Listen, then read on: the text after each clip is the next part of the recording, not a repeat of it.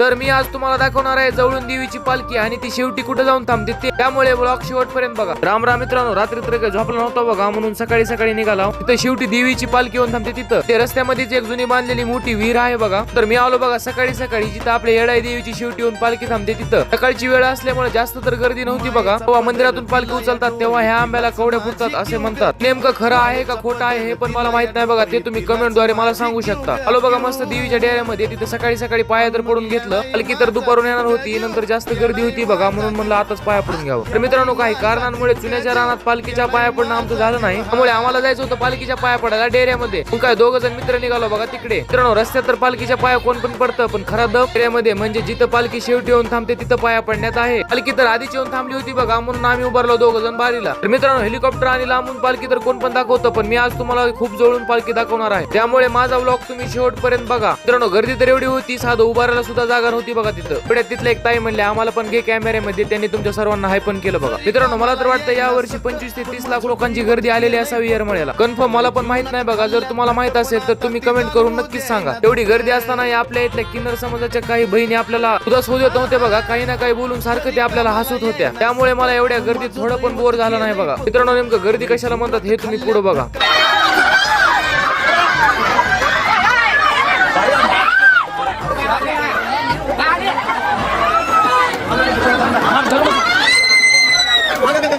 थोडा संघर्ष करून मी आलो बघा देवीच्या पालखीच्या पाया पडायला. चुन्याच्या रानातूनच मी 5 खडे घेऊन आलेलो होतो, ते मला पाया पडून तिथेच ठेवायचे होते. काय चुना वगैरे देवीच्या पालखीपाशी ठेवला आणि मस्त पालखीच्या पाया पडून घेतलं. तर मित्रांनो, ही आहे बघा मेन पालखी, जी की तुम्ही एवढ्या जवळून बघू शकता. ज्यांना इथे त्यांच्या अडचणीमुळे येता आला नाही ते व्हिडिओद्वारेच घ्या आता पालखीच्या पाया पडून. मग काय मस्त पाया वगैरे पडल्याच्या नंतर निघालो बघा बाहेर आल्याच तिथल्या दिदींनी आम्हाला हळद लावली बघा. मित्रांनो, पुढल्या व्लॉग मध्ये मी तुमच्या सर्वांना सांगणार आहे जत्रेत आम्ही नेमकं काय काय केलं, त्यामुळे उद्याचा व्लॉग नक्की पहा. आणि जर आजचा व्हिडिओ आवडला असेल तर व्हिडिओला लाईक शेअर फॉलो कमेंट नक्की करा. भेटू पुढल्या व्लॉग मध्ये. जय श्रीराम.